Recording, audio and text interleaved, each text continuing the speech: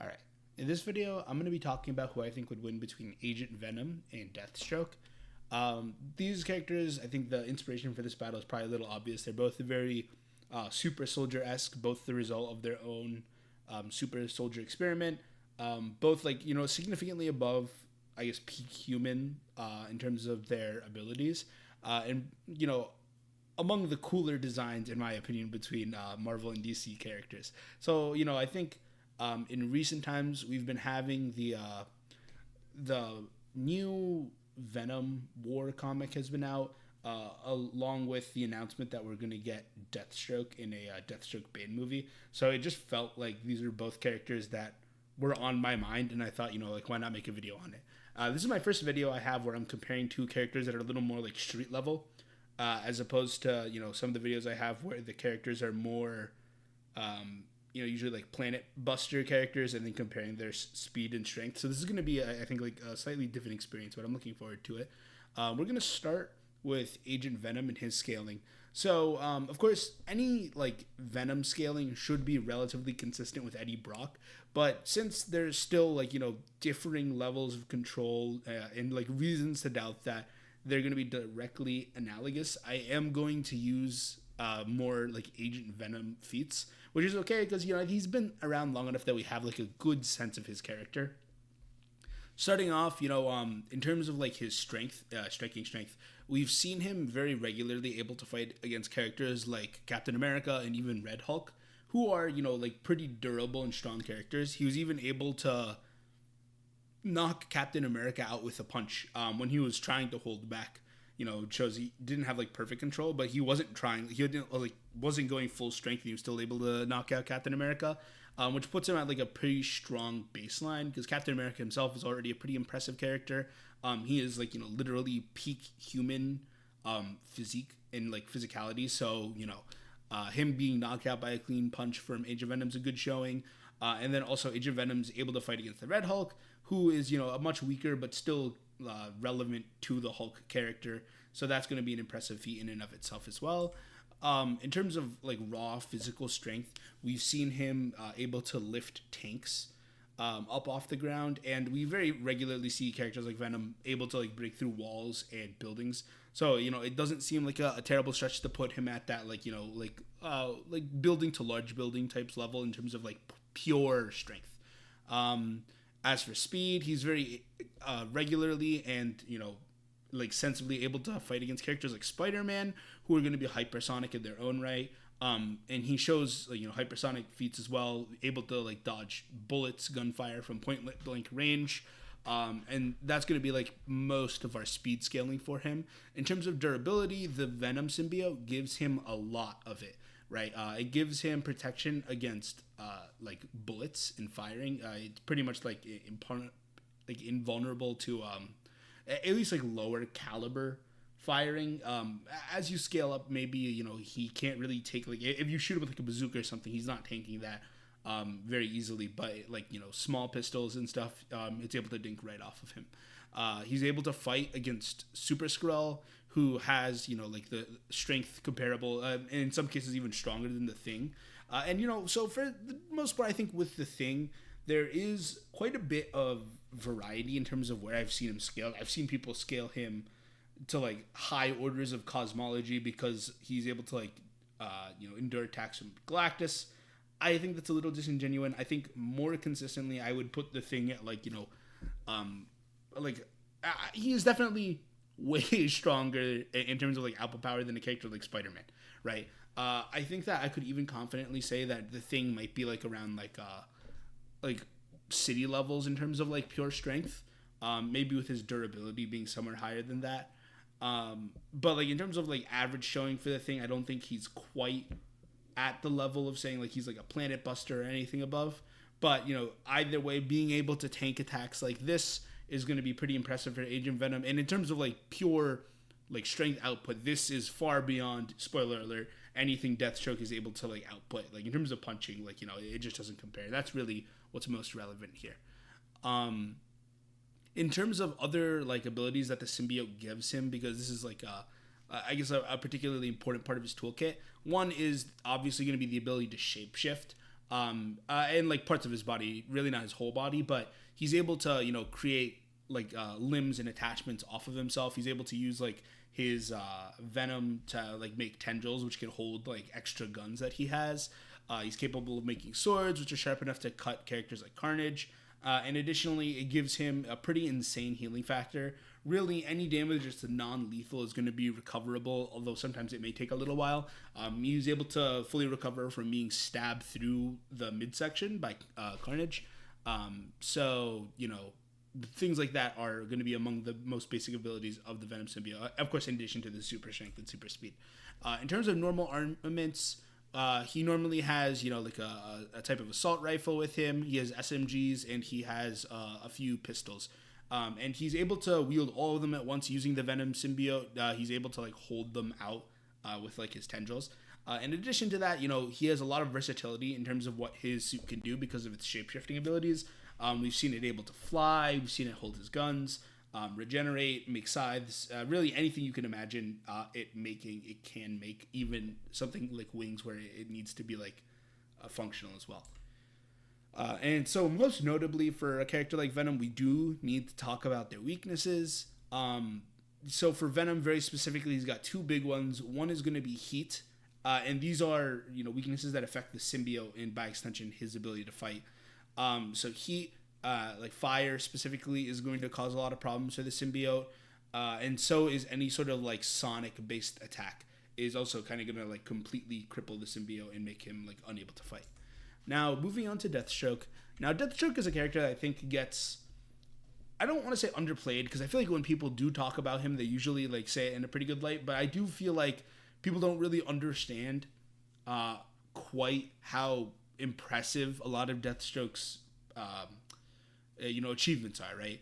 I've heard it mentioned before, and I'm pretty sure I was able to verify this is true, but take it with a grain of salt, that Deathstroke, even throughout like the whole run of DC Comics, has only ever lost to Batman in 2 fights, and in both of those fights Batman had some sort of advantage. Either he was fighting alongside like Nightwing, or he was able to jump Deathstroke. And so, the vast majority of the time when Deathstroke is encountering Batman, he's kind of just completely outclassing him. In terms of like stats and everything, he's at least like a tier above Batman and everything, because he's literally superhuman, while Batman is, of course, not superpowered. And also just in terms of raw like skill, Deathstroke is probably among the best fighters in DC Universe.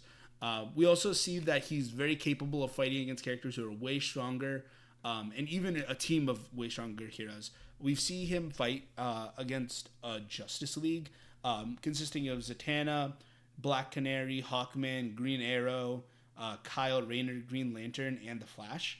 And he's able to like very systematically and one by one like just go through them and completely piece them. Right? He gets like close range to Zatanna before she can cast a spell, and he hits her in like the, I don't know, like the solar plexus, the diaphragm, something, whatever it is, it like induces vomiting and like makes her unable to speak. And for anyone who knows Zatanna, speaking is how she casts her spells. Additionally, he was able to tag, I believe it was Barry Allen Flash, but I could be mistaken on that. But he's able to tag the Flash with his sword by kind of predicting where he was going to go. And then he manages to get a hand on Kyle Rayner's, Green Lantern ring. Doesn't manage to take it off, but he does break all of his fingers in an attempt to do so. Really, he's just like showing complete domination over the Justice Leaguers in this fight scene. So in terms of strength, we do have direct statements that kind of work pretty well to just explain how strong he is. And really what it's going to be is a little above peak human, right?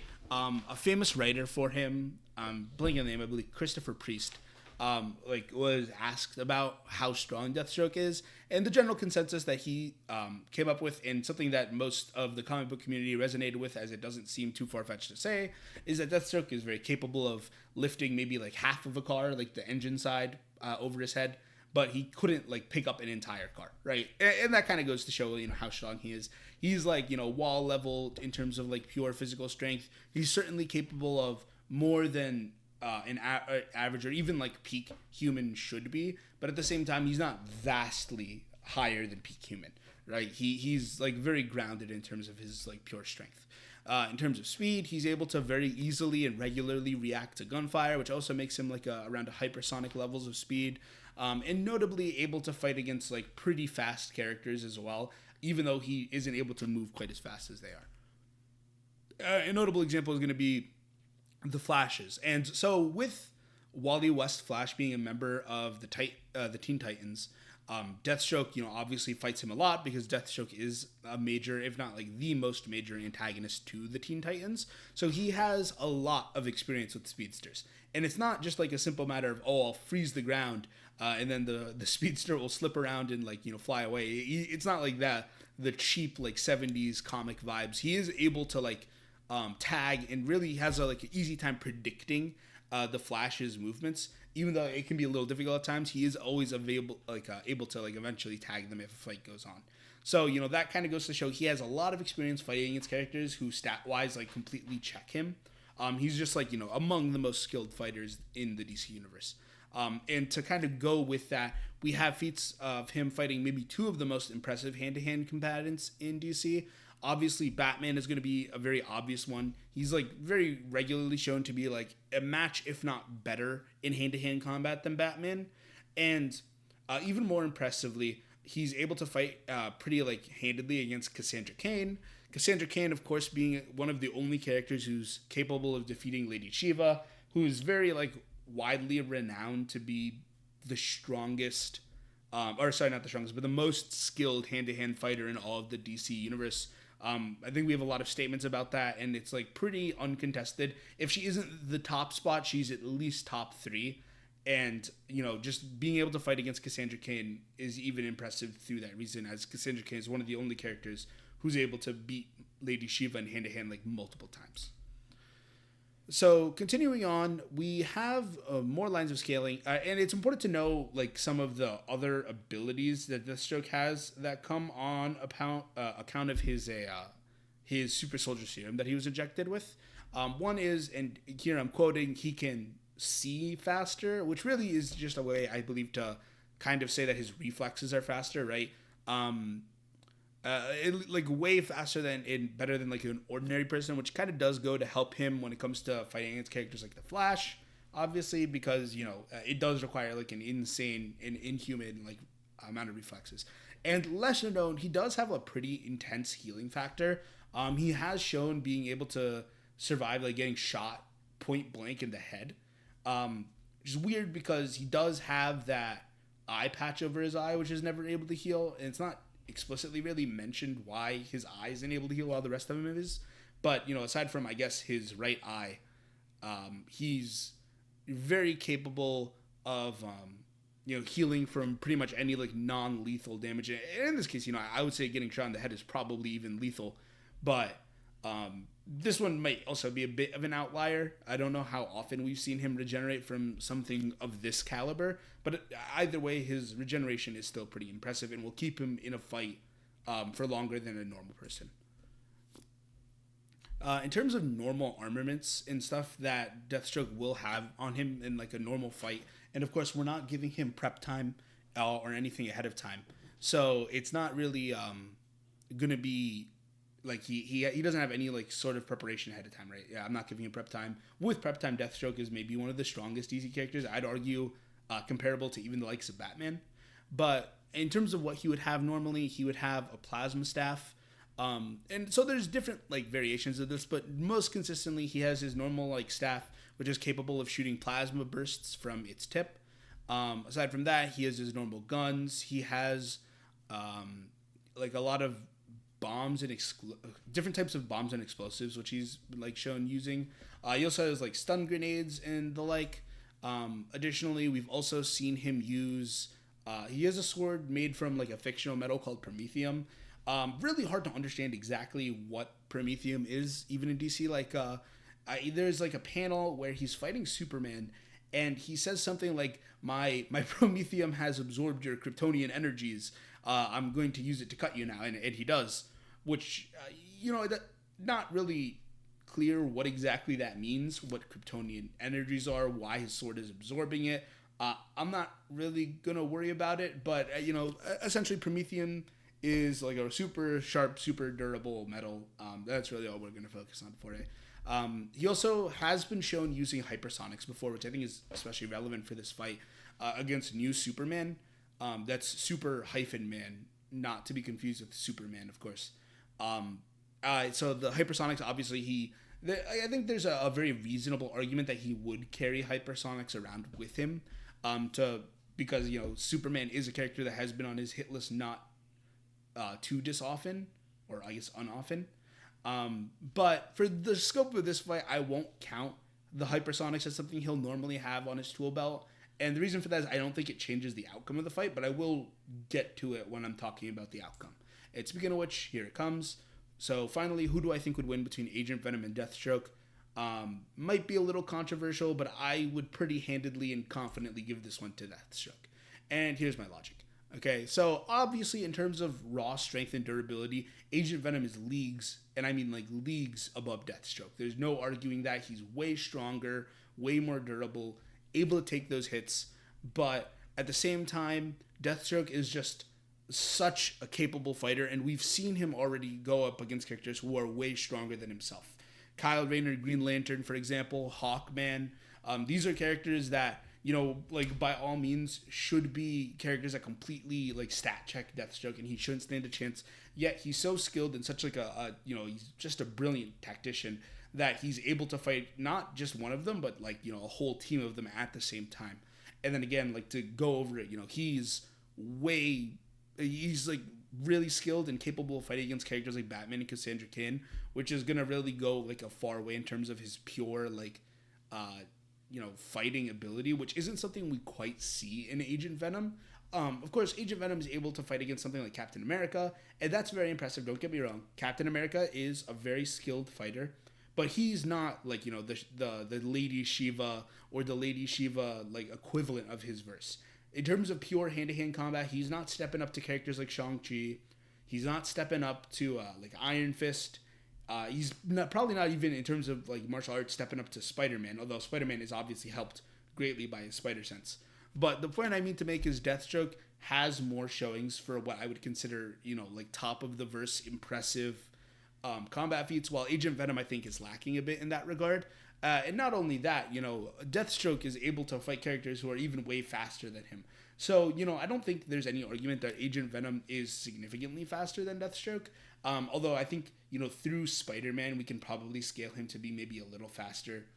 But Deathstroke should really have no problem. He's capable of tagging characters like the Flash, who's obviously, infinitely faster than a character like Agent Venom. So that speed difference, I don't imagine, is going to really come into play too often.